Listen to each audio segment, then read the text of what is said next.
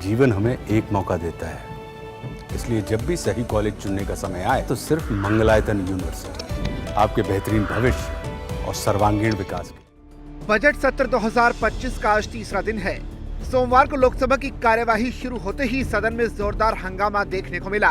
विपक्ष ने महाकुंभ भगदड़ पर चर्चा की मांग की और खूब हंगामा किया। इस दौरान लोकसभा में पीएम मोदी और सीएम योगी के इस्तीफे को लेकर नारेबाजी भी हुई। संसद के दोनों सदनों में विपक्ष के सांसद महाकुंभ भगदड़ पर चर्चा की मांग के लिए अड़े हुए हैं। इसी बीच दोनों सदनों की कार्यवाही चल रही है। विपक्षी सांसदों ने राज्यसभा से वॉकआउट कर दिया है।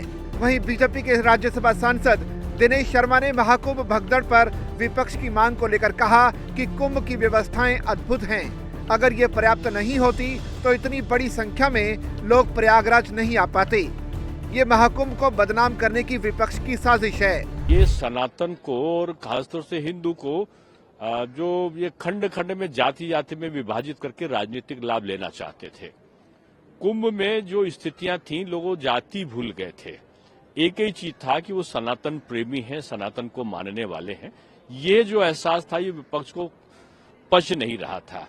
दुर्भाग्यपूर्ण घटना हुई और उसमें ये चाहते थे कि ये जो अच्छी व्यवस्थाएं हैं उनकी चर्चा न होने पावे, इसलिए वो जो दुर्भाग्यपूर्ण घटना है, कारण क्या है ये अभी जांच का विषय है कि भगदड़ अपने आप हुई कि भगदड़ किसी ने कराई, ये सब जांच के बाद पता चलेगा।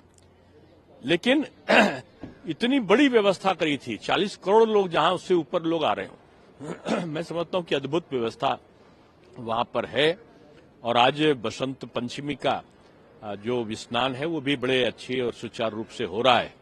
और मैं यही कहूंगा कि इन लोगों को दुखद घटना में भी राजनीतिक लाभ तलाशने की जो इनकी यात्रा है, विपक्ष को बंद करना होगा। इससे पहले लोकसभा की कार्यवाही के दौरान विपक्ष के सांसद लगातार हंगामा कर रहे हैं। महाकुंभ में जिन श्रद्धालुओं की मौत हुई है उनकी लिस्ट जारी करने की मांग कर रहे हैं। इसके साथ ही वो लगातार सीएम योगी और पीएम मोदी के इस्तीफे की मांग कर रहे हैं। महाकुंभ पर हंगामे के अलावा आज सदन में वक्फ बिल को लेकर जेपीसी की रिपोर्ट भी पेश की जाएगी। इस पर कांग्रेस सांसद इमरान मसूद ने कहा कि संख्या के बल पर आप हर चीज को खत्म नहीं कर सकते। ये लोकतंत्र और सभी के विचारों को ध्यान में रखा जाता है। हम इस पर अंत तक लड़ेंगे। ये संविधान के अनुच्छेद 26 का खुला उल्लंघन है। देखिए, इनका सब एजेंडा अपने हिसाब से सेट होता है। वक्त की इतनी जल्दी लाने की जरूरत ही नहीं थी।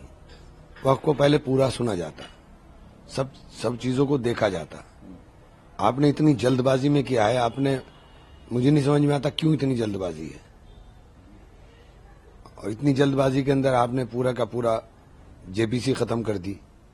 इतने शॉर्ट उसके ऊपर जेपीसी कर रही है। हर चीज को आप संख्या बल के आधार के ऊपर बुलडोज नहीं कर सकते। ये लोकतांत्रिक देश है, इसके अंदर सत्ता हो या विपक्ष हो, सबके हितों का ख्याल रखा जाता है। टीएमसी सांसद कीर्ति आजाद ने प्रश्नकाल के दौरान सरकार से सवाल पूछे। उन्होंने कहा कि पेट्रोल और डीजल पर सरकार 18% जीएसटी ले रही है, जिसकी वजह से खाने पीने के दाम आसमान छू रहे हैं।